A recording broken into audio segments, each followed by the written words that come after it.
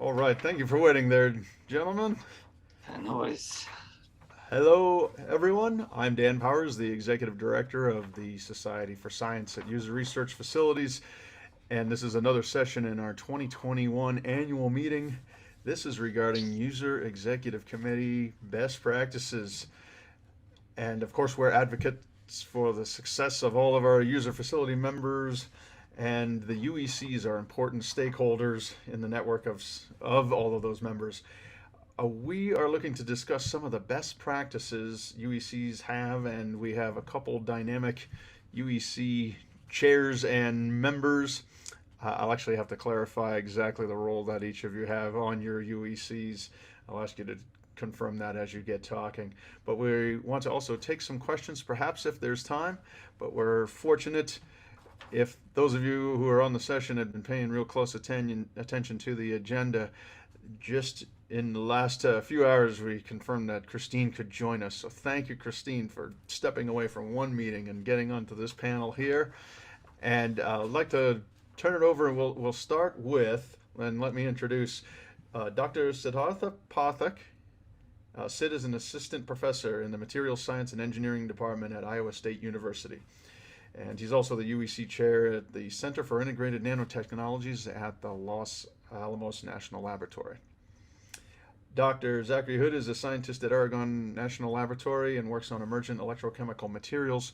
He is the secretary for the Center for Nanophase Material Sciences, the user executive committee there at Oak Ridge National Laboratory. And then Dr. Christine Natras. She's an assistant professor at the University of Tennessee working on the ALICE experiment at CERN. What a great acronym there. And she's the UEC chair at the Relativistic Heavy Ion Collider at Brookhaven National Laboratory. So please correct if I didn't get that exact reference to your UEC role, each of you. But if we could, we'll start with Sid, and then we'll go to Zach and Christine. Then you can be the final presenter and reflect on what you've heard from the other two. And if we have time, we'll take a few questions from the audience. But Sid, thank you. Let's start with you. Okay. Yeah. Thanks. Thanks, Dan. This was thanks for inviting me to this presentation, to this discussion rather. Yeah. I mean, you got my title right. I am the CINT UEC chair. Just so that people know that CINT is actually a part of two national labs. It's one of the more unique nanoscience centers of DOE. We have two facilities, one at Los Alamos and one down at Sandia. So CINT is sort of separated between both. So the CINT users actually get access to both the facilities. And that's the advantage. And of course, they have to follow the safety requirements for each lab separately. So, so I had only one quick slide made for this presentation. Is it okay? Do you want me to share it now, or do we go through introductions first? And sorry, I don't mean to be like a disembodied voice here, but this is a panel of the three of you. Yes, please show that, and we'll mostly get into a discussion. Okay. Yeah, let me share my screen and show you that. It says can you enable the screen sharing? Just a moment. I'll rely on my producer to help with this.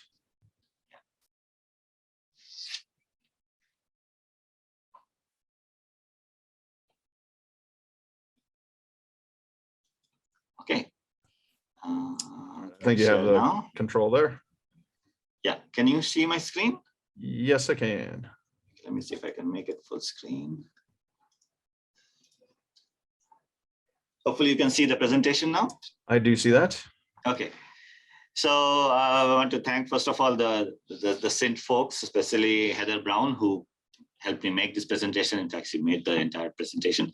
I only have one slide to talk about here and about the best practices that we followed during this time. I actually was supposed to be quite heavily involved with CINT and be present at CINT for almost the entire time, starting from last year. Of course, all of this got disrupted because of COVID. I had my students already had their apartments ready and everything, and things, of course, everything had to be canceled. But the CINT was following, CINT was strictly adhering to all state and federal guidelines.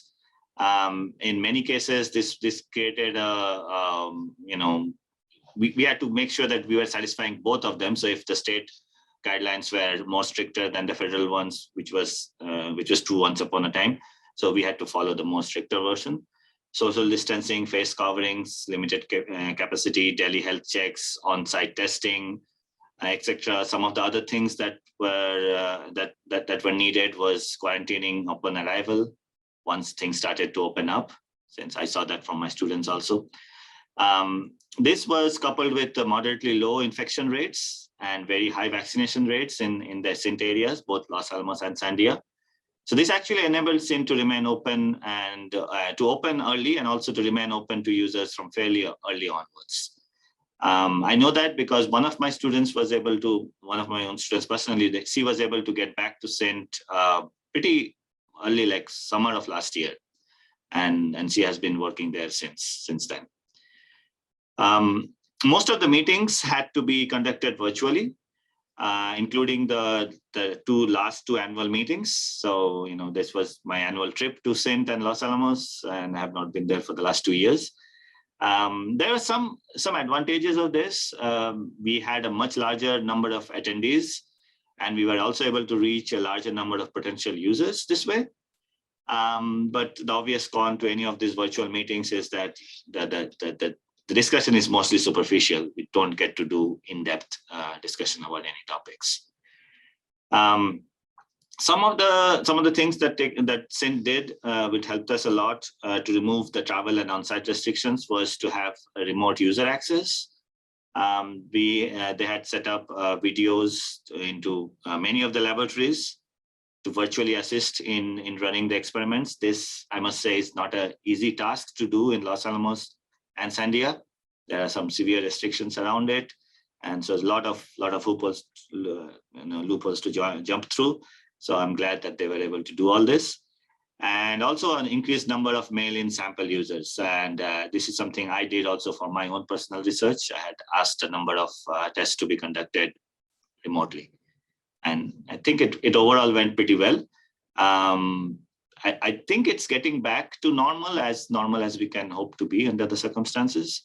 And work has been picking up. I've been having more and more of these discussions and more of the users coming in now. So hopefully we try to do, I guess, the best of a very difficult time period. And that's all I have from my side to say. All right, thank you. I think we may get into a couple of details and examples of particularly how you dealt with some of the COVID on-site protocols. But first, Zach, let's go to you and then over to Christine. Yeah, definitely. Thank you so much for inviting me to be part of this today. I made a few slides so I can share those as well. So can you see, can you see the slides? Yes, we can. Yes, we can. Excellent. Cool. So yeah, thanks again. So I'm the secretary for the Center for Nanophase Material Sciences User Executive Committee at Oak Ridge National Lab.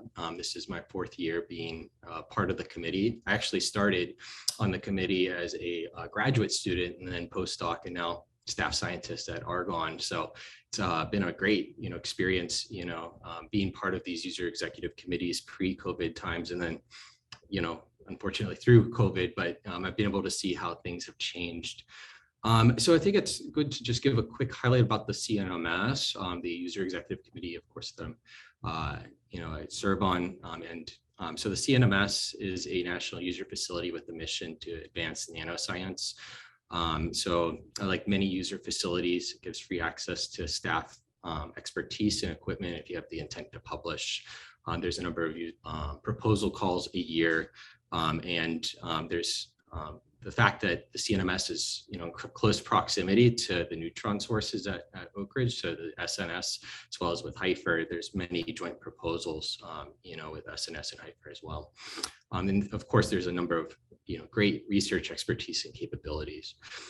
So for this presentation, it's important, of course, to know, the way that we, as User Executive Committee, operate. So we work as an external advisory committee for the CNMS. So there's 2 main advisory committees. There's a scientific advisory committee for the CNMS, where they develop user capabilities and theme science for in-house science at the CNMS, but then we're of course the user executive committee, where we provide feedback on user access, the overall user experience, as well as equipment. So this is a list of our members this year. So we have a number of at-large members. We have 6 from all across the United States. We also have an industrial liaison at the CNMS UEC. And then we have a number of chairs. So the chairs serve for 3 years. They generally start as the vice chair, then they move to the chair in their 2nd year, and then they become the past chair in their 3rd year. And then I serve as the secretary for the CNMS UEC.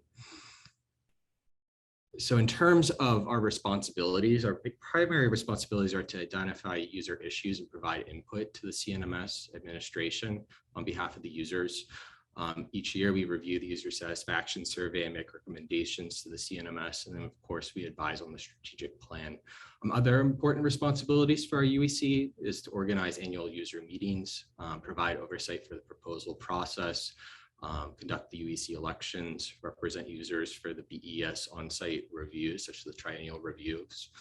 We attract new users to the CNMS, and we also identify the recipient of our annual Outstanding CNMS Staff Member Award each year at the CNMS. So to get into the bulk of this, the best practices, of course, like how did this COVID really affect, the CNMS and how we operated as a UEC? So as Sid mentioned, the annual user meetings were fully virtual. We were used to having them in person before COVID, which was great, for the experience for, the users, and to have very nice conversations, and great scientific, input from the user base. But, of course, with COVID, everything went fully virtual.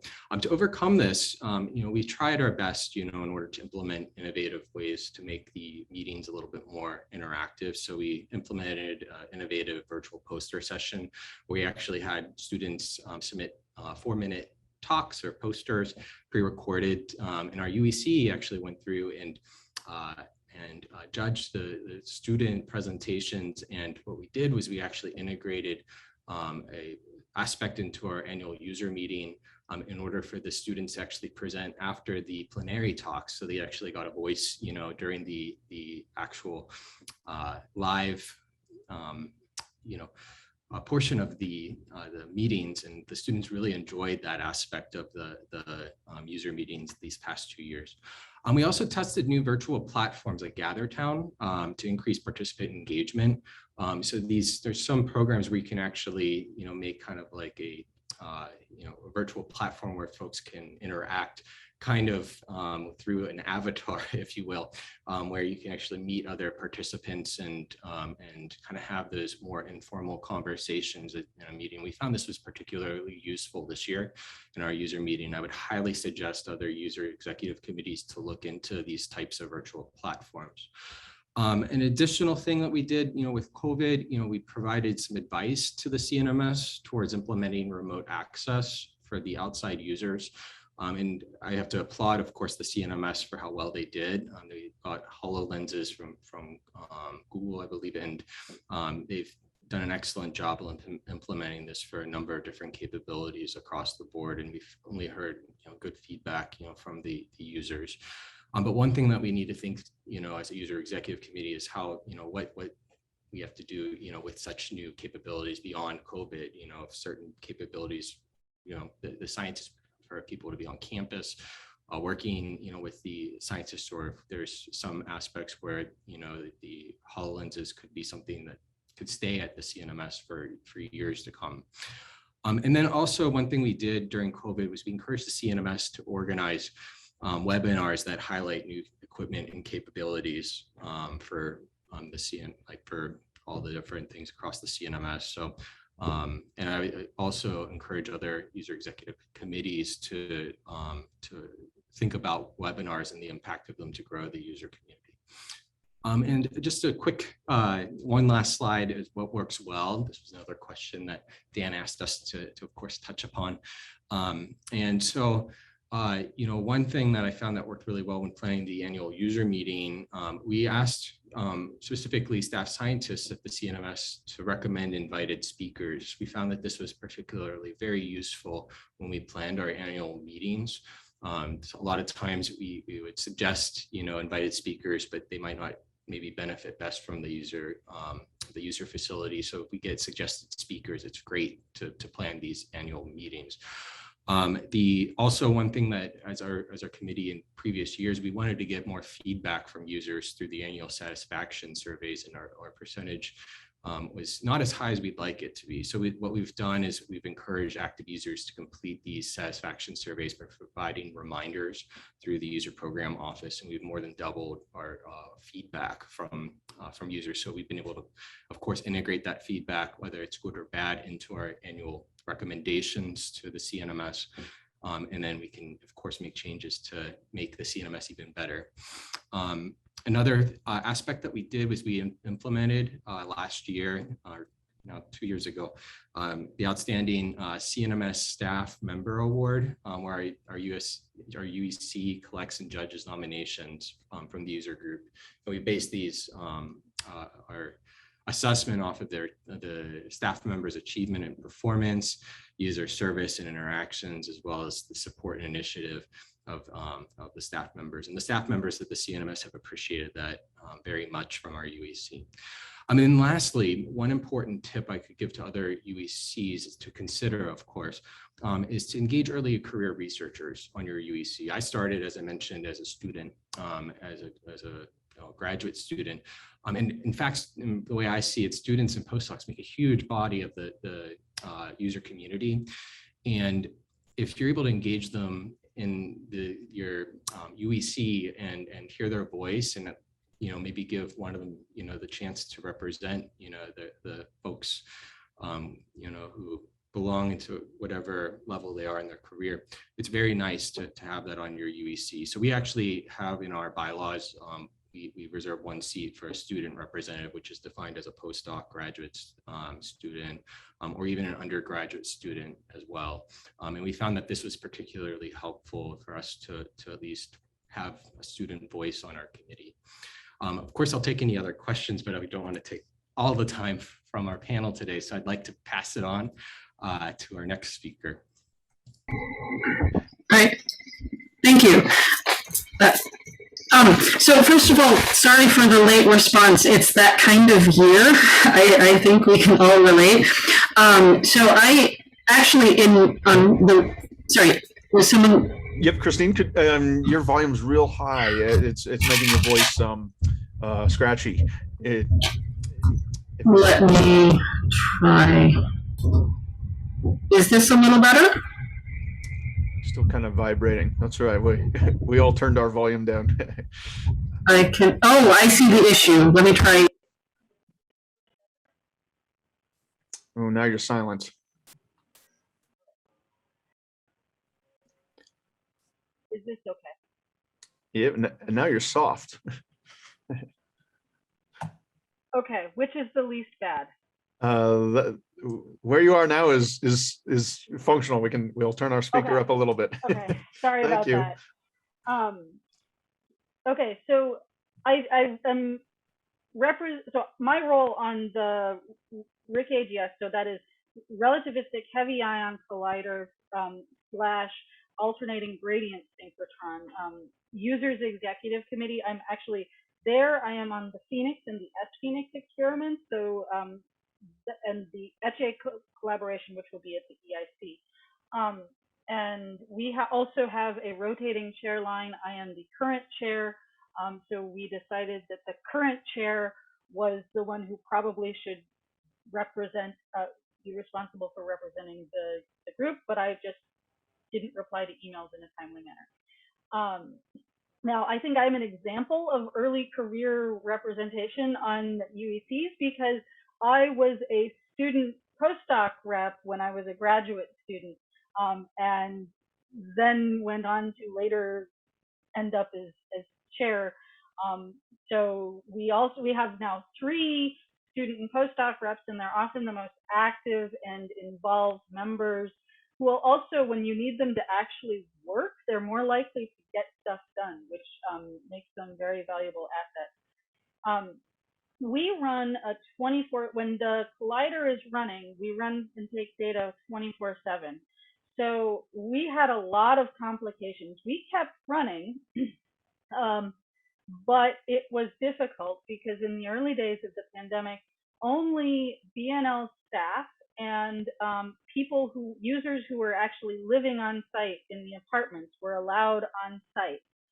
And that meant that our staff were incredibly overwhelmed. And we actually had a handful of Chinese graduate students living on site who were on shift every day for the better part of 2 or 3 months. And it was very hard on those users. And as we've continued, because about half of the users, one of the experiments, STAR, is still actively taking data, and about half of the users simply cannot travel to Brookhaven because they are abroad. They are based abroad. And then some users' institutions would not actually allow them to travel at all, including other national labs that work and experiment at Brookhaven. So you end up with something like a quarter to a third of the users who can actually take shifts. And when you're manning an experiment 24/7, that really takes a toll. So a lot of the work of the last year has been managing logistics.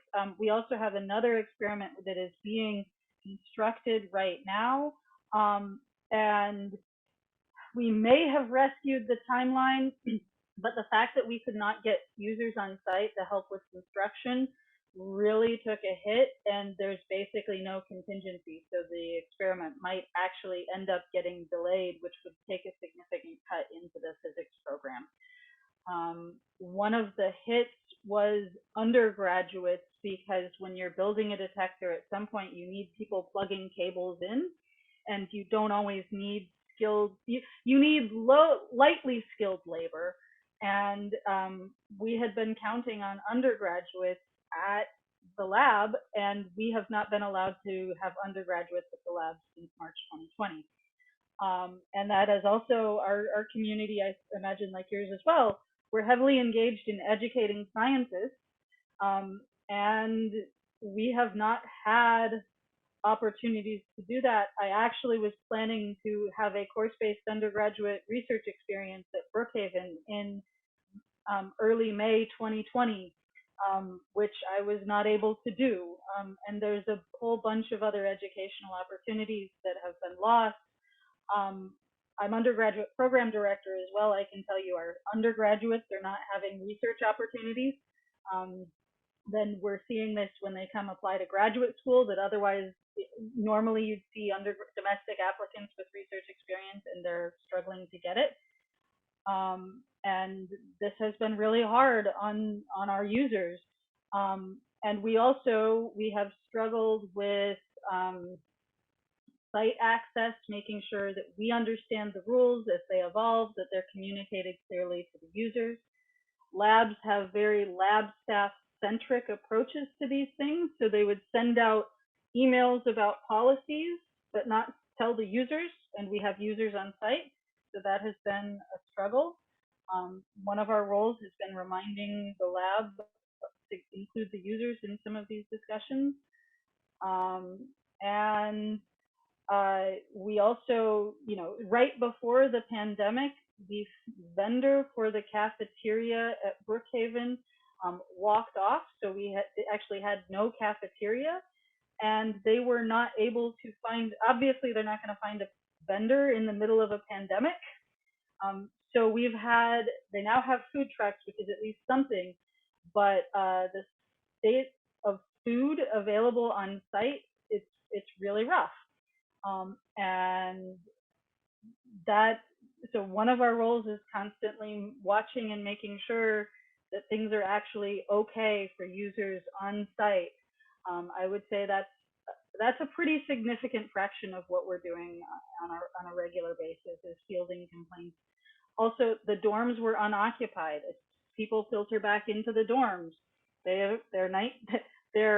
It's a World War II era military barrack, and when it's unoccupied for the better part of a year and a half, you go back in and it's rough. And the buildings are, so on-site lodging is in poor shape. So I guess I'm not saying, these are all issues. We've been working with management to try to make sure they see the issues and that they get addressed as fast as reasonably possible. And yeah, I think that's the other thing we're touching on is not pandemic related, but we've been doing a lot on codes of conduct, which is a major issue. And I will say another issue, I had a few more things. We are a community that's done online, as the high energy community has done online meetings for decades.